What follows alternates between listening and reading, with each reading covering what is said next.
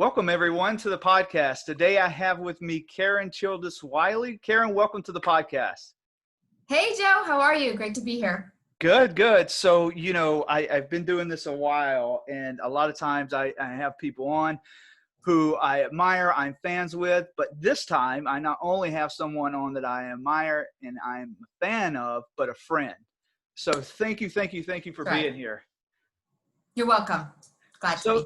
So let's jump into it. Tell us a little bit about yourself, who you are, what you do, share with us some of your work around the things you've been doing with military veterans and spouses, and just what you're passionate about. Let us let everyone else get to know you a little bit.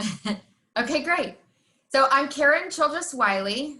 Today I lead the Ronstadt Veterans Center of Excellence.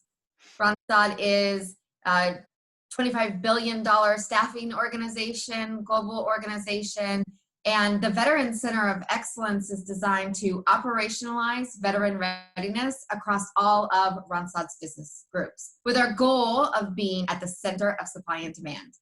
So prior to coming to Ronstadt to work on the Veterans Center of Excellence, I had the pleasure and opportunity to work with a group that was a Department of Defense, a Department of Labor, Department of Education contractor around the apprenticeship space.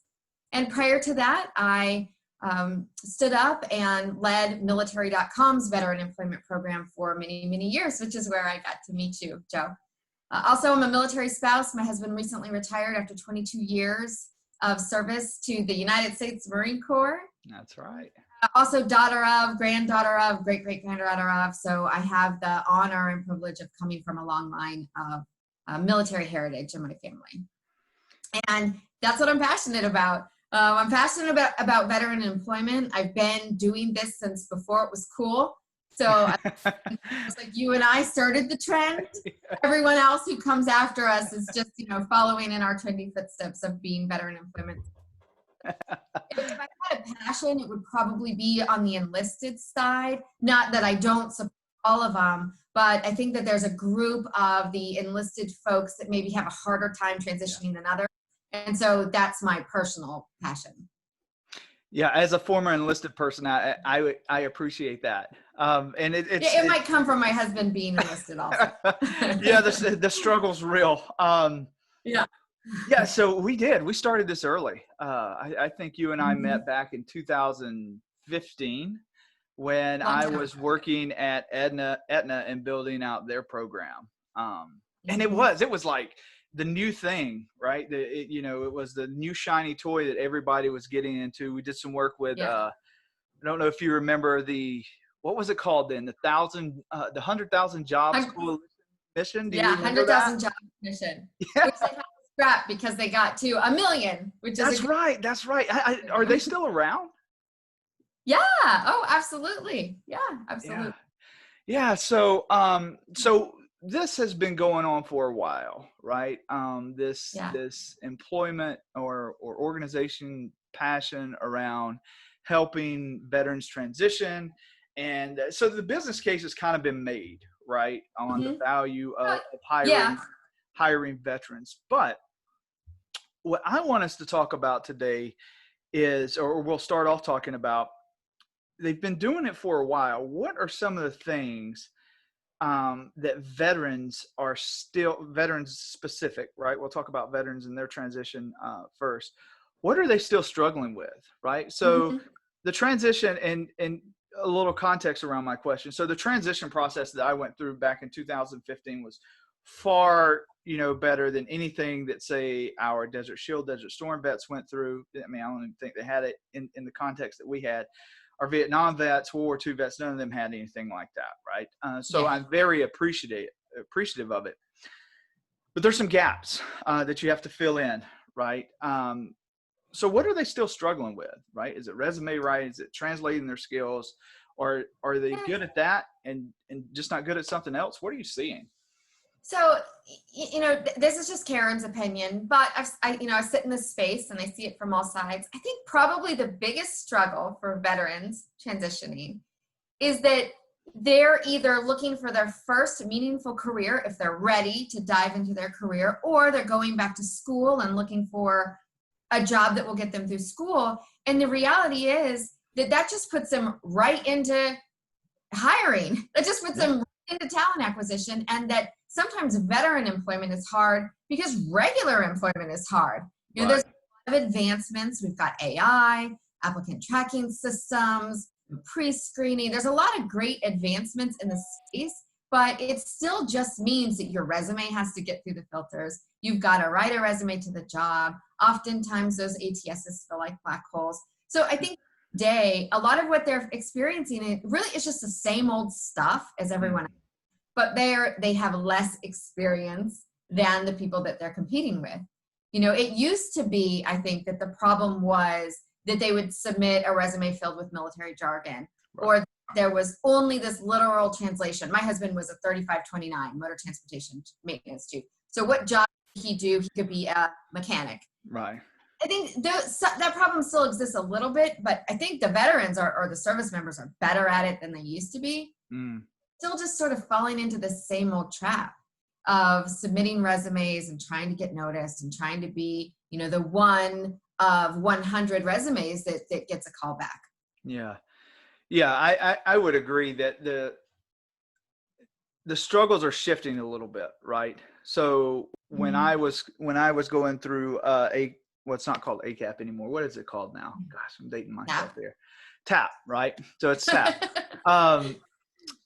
You know, they put so much emphasis on resume writing and, you know, getting your resume through the ATS, through some checker and stuff like that. Well, I transitioned into talent acquisition and became a recruiter, right? That's what I started to do. So, you know, I wish I would had known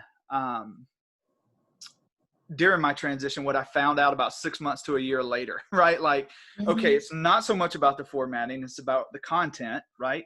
Yes. It doesn't matter if you put your education at the top or bottom. It doesn't matter if you include a picture or you don't, but your spelling better be right, and you better give them an understanding of what you've done, right?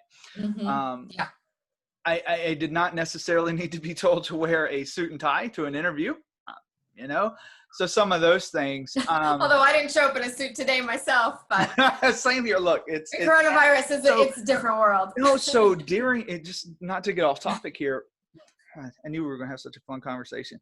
I heard this new term while you know, during this whole quarantine thing, because I always wore, you know, gym shorts or sweats or Under Armour, you know, giving them a little shout out here, or some Nike shirts or something like that. So I was like, I don't really have a style. And then I heard this term, someone said it's, if I get it right, athleisure, right? It's like, athleisure, gear, right? Yeah, I didn't know that, right? Until a couple months ago. I was like, that's my style. And that's what I'm rocking today. So, I have a funny coronavirus outfit story. So I had one of these kinds of interviews, so I put on a button-up shirt with a sweater on over it, but I was rocking my athleisure on the bottom, so I was wearing workout pants. And then I went to pick my kids up from school, and they asked if we could get ice cream. So I had just whipped on a pair of socks in order to drive the car. And I called my husband and said, hey, do you want to meet me for ice cream? When he shows up, he looks at me, he goes, video calls today? I put on fluorescent green socks, shoes, a sweater vest. He's like, what are you wearing? And here I am in the ice cream store. Yeah. You know, work in the time of coronavirus. My 10-year-old, I'm rocking my athleisure when I drop him off to school. You know, I have a brood, right? I have 5 boys. And I go to school in I had my, you remember the Kool-Aid socks, right? What we used to call Kool-Aid, the socks with the stripes, colored stripes on the top. We used to call them Kool-Aids, right? And I don't even know why. But anyway, I had those on. I had some shorts on, you know, rocking my Under Armour shirt, and I had my fuzzy slippers on. And I just drive them to school and drop them off. Well, I forgot I had to pay their tuition, right? And I said, oh, okay, I'll just run in. He's like, you're not going in there, are you? He stopped me right there. I'm like, well, yeah, why? What do you mean? Why? He's like, I'll take it. So anyway, but gosh, it's funny, right? The style that we're in. So, but you're absolutely right there. There's so much emphasis being put on the wrong things in the beginning. Not that just for success and helping service members get access to clothes if they can't, for them, that's all good. But that wearing the suit or not wearing the suit was the only thing that mattered. I've heard employers or people, veteran service organizations say if their LinkedIn picture, they're still wearing a uniform or they're not smiling, I'm not even going to talk to them. This idea that became the most important piece of transition knowledge, I really threw some people off for a while and focused on the wrong things. Yeah, and I have a theory around that. Why the content doesn't match I call it the content doesn't match the situation that they're really in, right? Mm-hmm. And again, I don't want the listeners to think that we are by any means talking down on the transition process, because it's absolutely beneficial and needed. Yeah, absolutely. But a lot of those who are teaching and developing the content, and even where the content comes from, are former military and things like that, right? So they haven't necessarily been in the situations you and I have been in, where we've been in corporate roles. We especially within talent acquisition, like that's our jam, right? We get everything about talent acquisition, the coming in, the disposition, and things like that. So my thing is the content either needs to be developed or taught by people who have spent careers in corporate America, right? Because there's not a requirement to have military service to teach someone about transitioning into a field they know nothing about, right? You're not transitioning into the service and need an overview of the service. They need an overview of what you know, right? Yeah. So I'm hoping that connection will be made. And that actually leads me to my next question. So you've been in front of these transition classes a lot. But if today you could go, we had a normal world and you could go back to the installations and you could give them 3 or 4, well, let's go 2 to 3 for time's sake, spot on focus areas that, hey, you need to focus on this. Yeah. What would it be? Okay. Yeah. This is easy. I try to say this in individual conversations, that many organizations have moved past the moral imperative around hiring veterans. They get it. We need to hire veterans, but you still need to fit into their business, right? So how does the experience you had in the military, plus any education you've had either during or since the military, plus any civilian experience you have, solve a business problem for the person that you're interviewing? So to answer that question, when you're interviewing, you have to understand 2 things. What is the business that they do? What challenge is that business facing? Where is their growth potential? What type of skill sets do they have today? Will they be short of in the future, right? Where does the technology that they rely on, where is it going in the next 2 years? And come in and present your military experience against their business challenges. You need to present, we talk about your personal value proposition, which is great, but oftentimes it's built around you, right? Your personal value proposition needs to be, this is what I am, here's the problems I can solve for you. So that was sort of 2 points. It's understand their business challenges, the technology they use, where is that going? And then understand how you solve those problems. And to kind of go along with that, what are the jobs of the future? Not everybody is going to be a cybersecurity analyst, which would be a job, or an AI data scientist in the future. But still, work is shifting. And so position yourself against what's next, not what's now. And I love that. Do that. Yeah, that's good. And we're always changing. Just like in the military, every couple of years, your rank is changing, your billet is changing, your location is changing. Us in the civilian sector, we're doing that too. I think even just the way I introduced myself today, Joe, and the way you introduced yourself today was different than the way we introduced ourselves to each other years ago, right? We have to always be evolving. And so I think that's what they need to know when they're sitting there on tap. I love that. Focus on what's next, not what's now. Boom. I love it. Boom. I love it. So, my transition story isn't like everyone's. I had what I feel a very smooth and successful transition. It doesn't mean I didn't stress and I didn't need help and stuff like that. But by the time you and I met, I was established. You were good. And it was, I transitioned out in 2014. You and I met in 2015.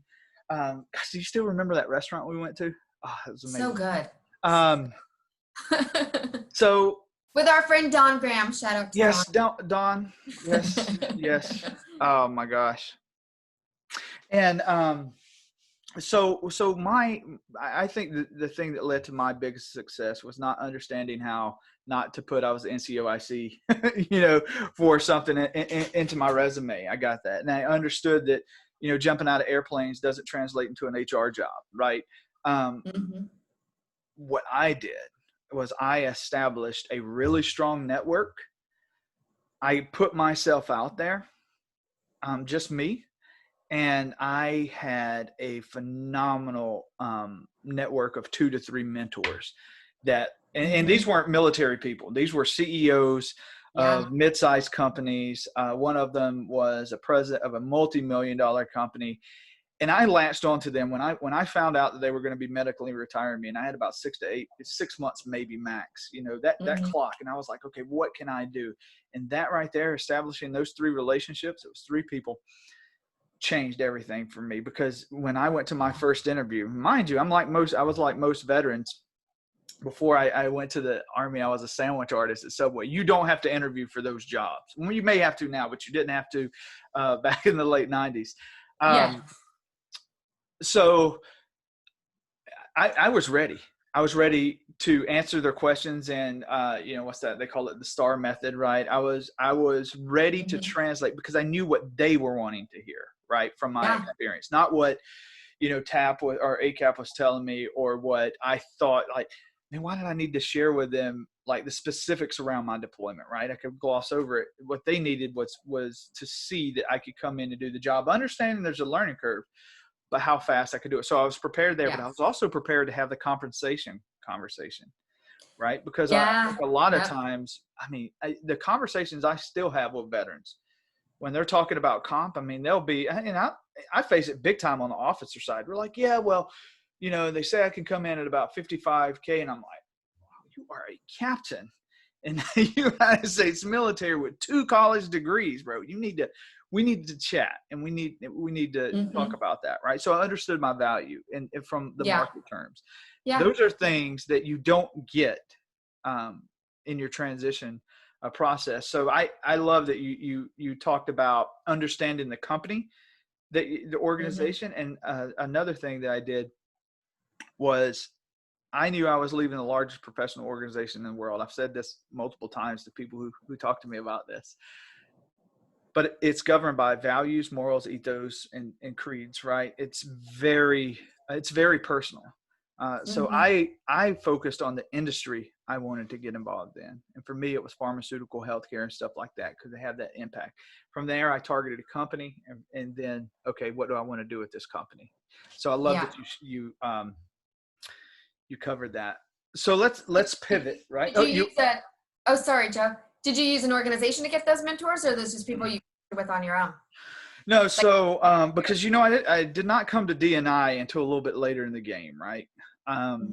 So for me, it was looking at, I got to be honest with you, looking at the level and the positions and the types of roles they served in, because what I was looking for were mentors that had a broad scale understanding of business and the corporate life, how, like, what would somebody be looking for? 2 of them were in talent acquisition. They were vice presidents or senior directors of talent acquisition, right? Yeah.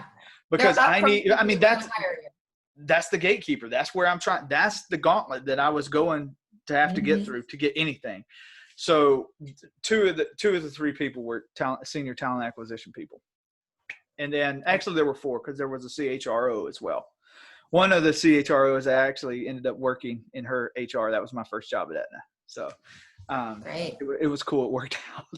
But so let's pivot a little bit with some of the time we have left. We're doing good. Let's talk about companies. We've talked about veterans. We've talked about companies. So companies have been doing this for a while. You've been helping companies do this for a long time. Yeah. What are they still struggling with? Like you said, they get the business case. They understand the value proposition. Yeah. But there's a reason that people like you and I still have jobs, right? What is it? What are they struggling with? So I think that, And again, maybe this isn't entirely different from non-veteran hiring. I think that there can sometimes be a disconnect between the business, the person who needs the worker, who has a set of skills in mind, maybe has a set of preferences in mind. There's a disconnect between that person and the person at corporate, at HR, who's developing a veteran outreach brand, who maybe is the one attending the career fairs, who's maybe the one making the decisions around the career site. I think there can sometimes still be a disconnect around, and maybe there's a third person in here, like the job descriptions, the policy setting, the pay banding, right? But somehow getting all of those to align so that on paper, a veteran is qualified to do the job. On brand, they understand that this company wants them to work at the organization. And then in the hiring manager interview, that they're hitting what the hiring manager can look like. So I think there's still struggle there. And a lot of the work that I've done over the past several years, I'm so proud of the work I did at military.com. We were early in the conversations. We were blazing new trails. We developed the military skills translator, really the first one that was on the market. I'm proud of that work, and it's no less important, that work, but it's not as relevant now, because I think that there's, trying to really understand how you get a veteran through the process. And some of that, I think the sticking points is around articulating and aligning work experience in the military as having met qualifications that are required in the job and job description, and that is then passed to the hiring manager, right? So that it's, this person is qualified and can do the job. And there's still sometimes a disconnect there for employers about getting through those 3 checkpoints and getting the veteran into the job. I still also am doing a little bit of myth busting. Not even half of people who exit the military exit directly into their career that they're going to be in for the next couple of years, right? Many people go back to school and some sort of training, certification, or even 4-year degree, master's degree. And so they're looking for work, but they're still in school, or maybe a 2 or 3 year gap before they're ready for that big career move. And I think sometimes there's still this idea about transitioning service member equals directly into job they're going to have for the next 5 years. And a lot of variety of veterans. And that can sometimes be hard to translate. Yeah. So I haven't been specific in the veteran space in a couple of years. So there are some things I'm a little disconnected on. Okay. When I transitioned to more broad scale D&I, all segments of diversity, one of the biggest issues that I was facing in the last, program or 2 that I was working is retention of veterans. Like you said, some transition right out within, what was it? I think back then it was like 12 months. If they were transitioning out, you can think around 12 months, they're going to be at least looking, right? Yeah. But I mean, are companies still struggling with this? Retaining them? Retention is still a struggle, but there is a little bit of a misperception around why that is. It really comes down to making the right match and fit in the beginning. So when there is a challenge, right? When the company is trying to make that literal translation, what did you do in the military equals the job that you can have here. Right. If that company is at, that person will still tend to turn over in 12, 24 months.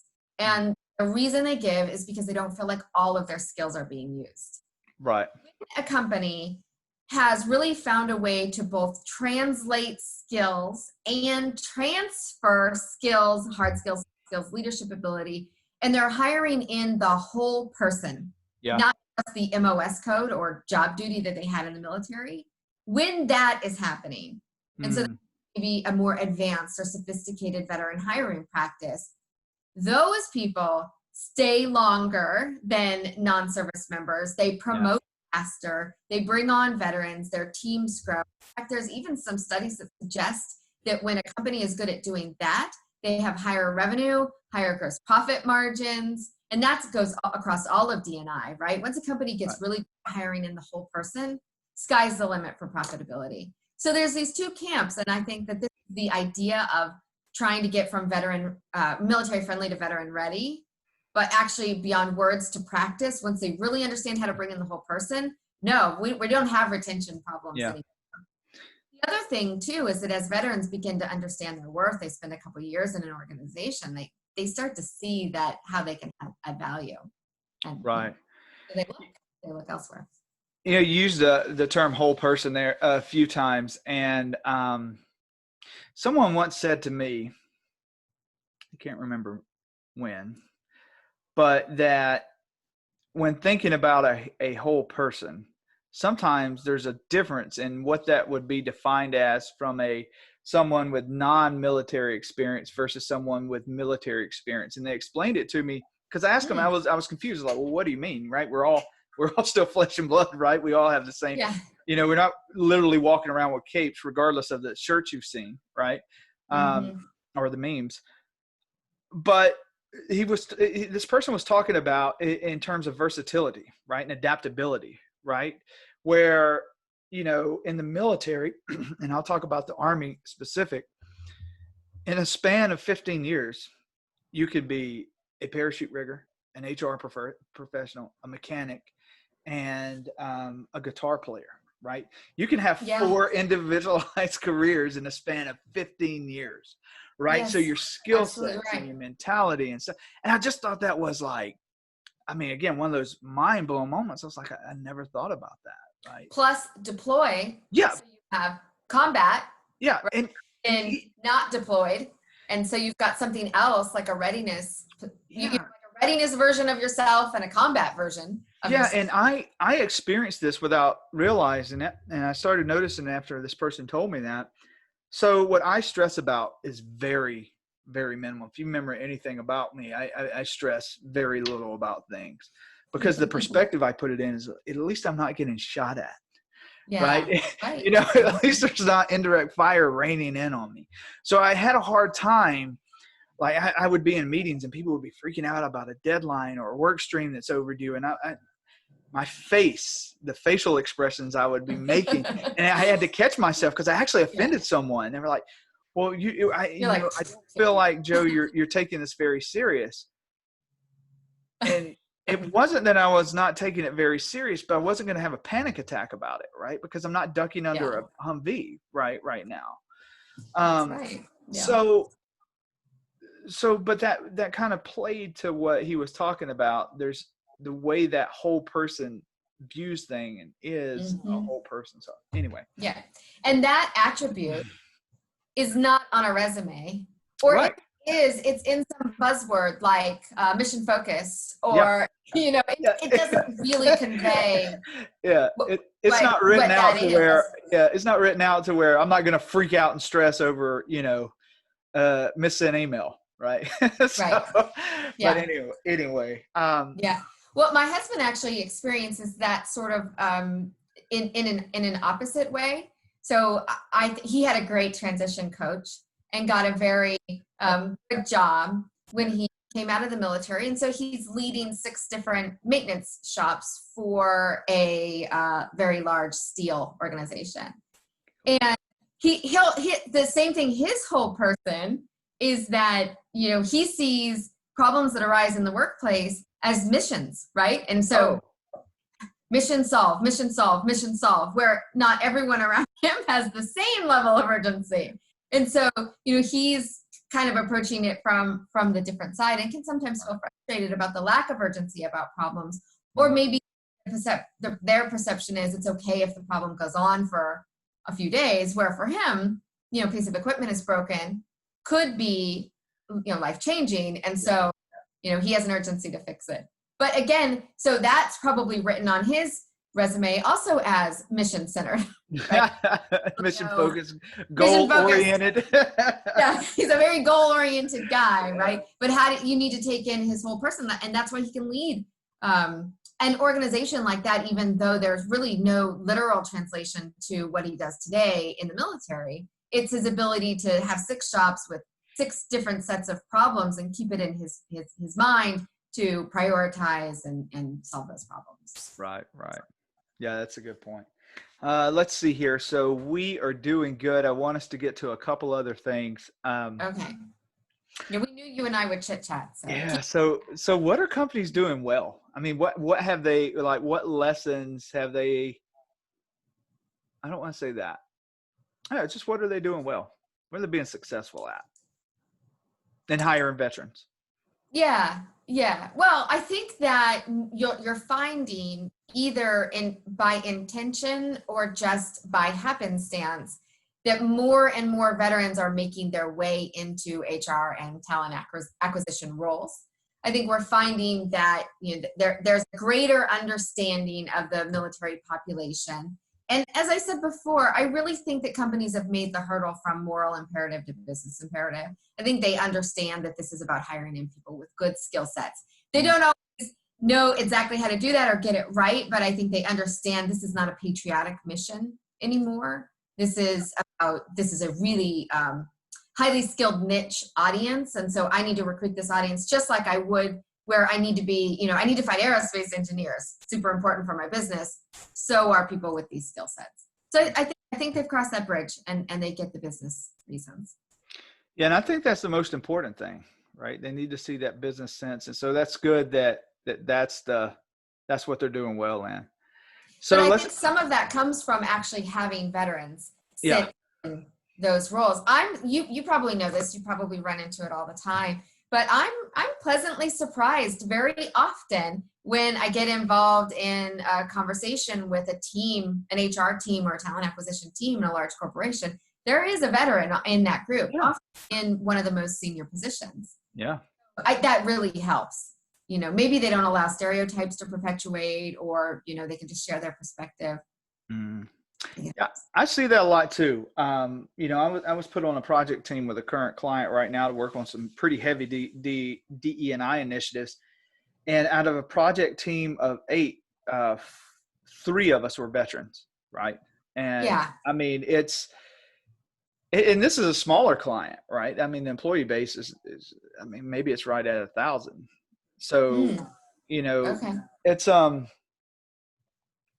it's encouraging, right? And there's a little bit of that kinship, right? When you hear that and you come into a team and you're like, oh, there's a vet. Even in my MBA team right now, or my MBA class right now, I'm enrolled in the executive MBA program. And out of the entire cohort of 25, there are 8 vets, right? Some using their GI Bill, some that have transitioned or recently retired. And it's you get that warm and fuzzy when you go in. You're just like, yeah, you get the head nod. It's not people. Like, I get it. Right? So it's good. So let's take a moment and talk about military spouses. So yes, let's do that. So let's talk. Kind of broad. What are some of Let's just go for it. What are the struggles that military spouses are facing right now? And also, what are some of the struggles that companies are having not utilizing this amazing talent pool? Because I think it's something completely underrepresented in the workforce right now. So have you seen the memes or the internet jokes about how dogs orchestrated the coronavirus pandemic so they could be the real winners, right? Because we're all home with our dogs. I'll tell you, I said early on, I actually think that military spouses will win or are the real winners of what has happened here in the pandemic. Because I think that around the United States, the forced shift to figure out how does remote work in this organization, in your organization, that the unintended winners will be military spouses who had been trying to tell you that it doesn't matter where I sit, or if this year I sit in Texas and next year I sit in New York, I'm the same person with the same skills and I can do the same job. So I think that military spouses will benefit from this idea of remote work. So it doesn't mean that they don't still have challenges, and not every job can be done remote, and hopefully eventually we go back to not really being reliant on remote work. But military spouses will have found a way to position themselves and tell their story about remote work, and that the people in talent acquisition will be nodding their head. They'll remember a time when somebody did this job remote and it worked.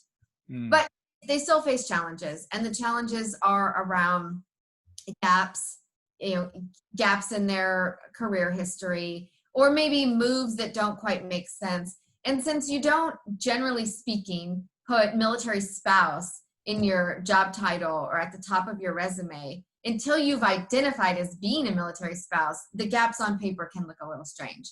Right. So I think that one of the struggles is getting people to understand before you've been dismissed that there might be a reason behind this. And I don't always suggest putting military spouse in your, your summary, but if you've got a story that you need to tell there on your resume, it might be something that you can do. So, they're still facing licensure challenges. If you're in health and you move from one state to another, that can be a problem. But again, in today's environment where nursing skills are in high demand, I think that it really is important for employers to figure this out, period. Figure out licensing, and the unintended benefit will go to the military spouses. Yeah, I think one of the best things they did with the post 9/11 GI Bill was allow it to be transferred to your spouse and your children, right? Because I know a lot of vets, and I'm one of them, when I was in service for my degree and even, my PHR certifications and stuff like that, I used tuition assistance. I mean, that's free money. And I don't know, I hope that's still going on. I hope they still have that. Yeah. I mean, it's not well understood. Yeah. Yeah. Again, I earned my associates and pretty much all of my bachelor's. I think I was enrolled in my last 2 classes of my bachelor's when I was going through my transition, my last semesters, I completed that. But again, just tuition assistance. So my GI Bill was footloose and fancy free. And, my wife, Becca, she's a stay-at-home mom, right? She's a homemaker, and we have, 4 boys at home and there's 1 in college. But it was important for her to have a college degree as well. Right. So did she use your GI Bill? Yeah. So absolutely. She and now she has a degree. So, knock on wood here, something happens to me, she can go out there and find some meaningful employment. So I love the fact that was made to be transferable, because if you remember back, the Montgomery GI Bill, there was no transfer option with that. Yeah. Right. So my husband transferred his to our daughters. Yeah. And, there's, story is yours. Yeah. I mean, there's even talk about, there's champions out there who are working to have, military spouse as a disadvantaged kind of category, because, I mean, if you think about it, there are disadvantages there, or like from the gate. There are. Simply because of who you're married to. Right. Mm-hmm. So like that's right. Well, and then I also hear people say on the other side, and I actually, Joe, would be interested in your opinion on this, that they don't want to ask because finding out that you're a military spouse identifies you as being married, and that's not information that they want to know. Yeah. Right? So because, of course, if you're a military spouse, there's another person that means that you're attached to.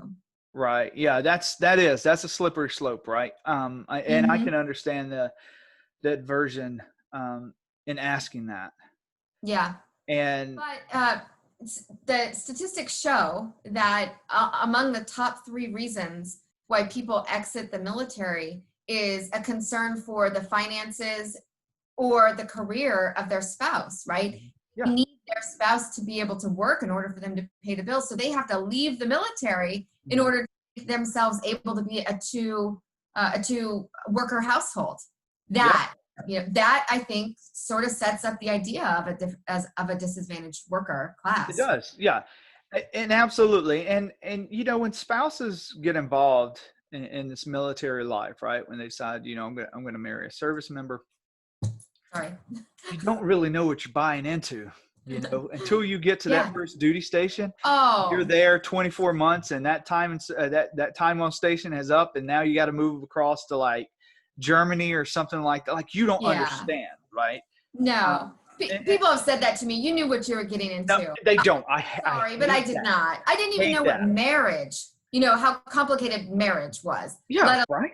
I got into it, let alone did I know what was going to impact me by being married to someone. I think that's so unfair. And yes. I'm just going to say, I think that's extremely insensitive and disrespectful, because I've heard that. And I have to keep them, when I hear that, I have to understand that that's That's just, they're just ignorant on that subject. I have to keep the monster in because I'm just want to, Yeah. the NCO hand come out and be like, what are you talking about? Yes. Yeah. Yeah. You absolutely don't know what you're getting yourself into, because the soldier, the veteran, the service member doesn't know what they're getting into, right? No. No And matter even if you knew what what you you were, signed up for. yeah. Yeah, you really Even don't if you know. knew, oh, sorry, Joe. Even if you knew what you were getting into on day one, the world changes. And suddenly, now suddenly we're fighting a war in Iraq, right? Yeah. I didn't see that. That wasn't happening when I signed up. So yeah. You just don't know in the impact. So one of the other interesting pieces about that is that so we talk a lot about the military spouses who have a hard time getting jobs, or who maybe have the gaps or are following their spouse around.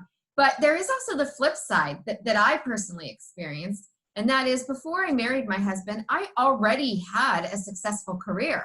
I already was at the VP level, and I was on my uphill track. And so my career wasn't impacted in terms of I had a hard time finding a job, or I had a big gaps in my employment. That didn't happen. But I found myself at like crazy town, topsy-turvy world, where I was asked to, the real example, I'm asked to come out and attend a Microsoft event and speak about military spouses with, head of veteran programs for Microsoft. And my husband had duty, and therefore I couldn't, right? How the job, his job was all consuming and all important, even though I also had an important job. And that's on units, that's on commanders, that's on military, that's on retention. Yeah. To understand that there does need to be some flexibility. Obviously, deployments, nobody's going to ask my permission to deploy. But for the day-to-day stuff, there needs to be more flexibility from command on those spouses' careers. Yeah, the impact it has on retention, I can attest to that. So the last few years of my career, because of my injuries, I was a career counselor, retention guy. And I cannot tell you how many veterans got out because, or service members got out because they said, it's just too much on my spouse. It's too much on my husband. It's too much on my wife, even my kids. But I remember this female soldier coming into my office, and she was like, I want to re-enlist. I love what I do, but my husband cannot have a stable career. She was intelligent. She was MI. And she was just like, I don't think that's fair to him. We need to compromise. And there was no other option, right? There was no, it's just the way the structure is, so it absolutely impacts retention. So absolutely. Last thing I want us to spend a few minutes talking about is allyship. So there's going to be people that listen to this just straight out of interest in what we're going to be talking about veterans, because they're passionate, they're patriots, and they just support military veterans and spouses. How can people like that be strong allies and advocates for veterans, already transitioning veterans, and also military spouses? What actions can they take? Well, related to the employment side, I think that having those in the position to write or rewrite or reconfigure job descriptions, A-bands, experience requirements, that you don't have to be in the military to understand that you have a unique audience of people who, if not adjusted, may be the best fit for the job but can't qualify for it on paper. So you have to be in the military to make those arguments.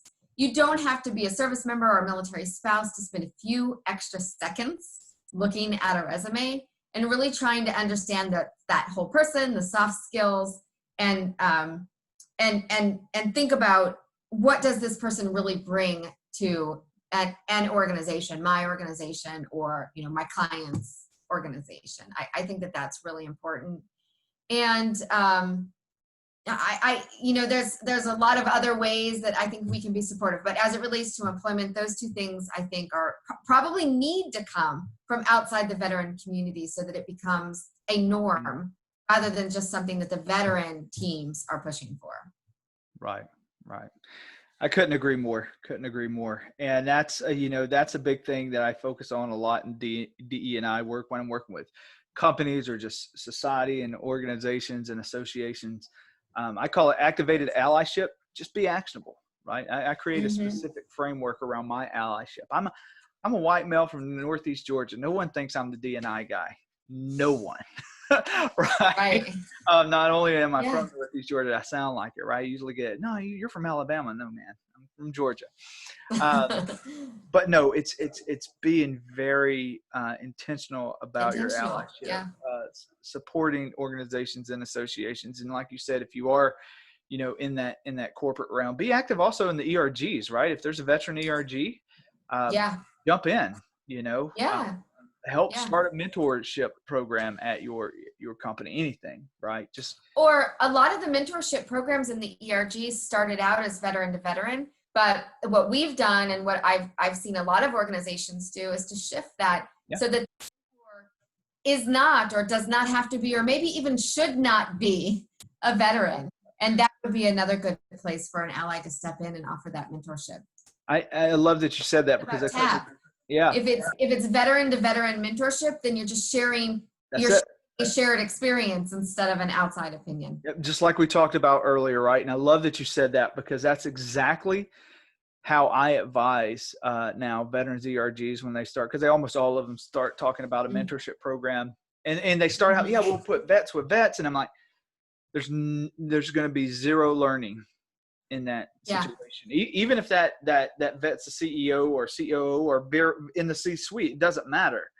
They're going to go right they're going to go right back to talking about, when I was in Bagram, or when I was at Fort Knox, or that's what they're going to talk about. Yeah. Right? We even experienced rivalry between branches where you couldn't pair Air Force with Marine Corps for mentorship. There was a problem. Yeah. There's always the little digs, the little jokes and stuff like that. So it's easy for me because I'm attached to the Marine Corps. So none of them are directed my way. But what I love about the Marine Corps, because if I could go back and do it all over again, it might be a branch that it's the only branch that I would consider outside the Army. But I love how you never refer to a Marine as a former Marine. Never. It's, I'll say terms like, I'm a, prior soldier, I'm a former soldier, or an airman. It'll be, I used to be an airman. It's always, no, I'm a Marine, and I love that they allow themselves not to be someone who served in a branch, but they are the branch. Like they are the entity. And I've always loved that. Now it doesn't mean I don't, joke around and have some fun, but I've always admired that. I might be guilty of rolling my eyes when my husband will bring out the I'm a Marine card to our two daughters. Sort of justification for what he's about to say or do. Like, please. But no, I totally agree with you. Yeah, I love it. Becca sometimes has to talk me down. So our 10-year-old, he pushes our buttons more than any of them. And he's great. He's amazing. But, she'll say, sometimes she'll look at me and I'm sitting there correcting him. I'm just like, you don't do this. She calls it the NCO hand, right? And I'm just, doing the pointing. She's like, well, the NCO hand's out. It's over. I can't help you, kid. So you've brought out the hand. Yeah. So, Karin, thank you so much for being a guest. And, you and I are involved in stuff together still. So thank you for coming on. Thank you for our friendship. And I really appreciate you. Yeah, me too. Thanks, Joe.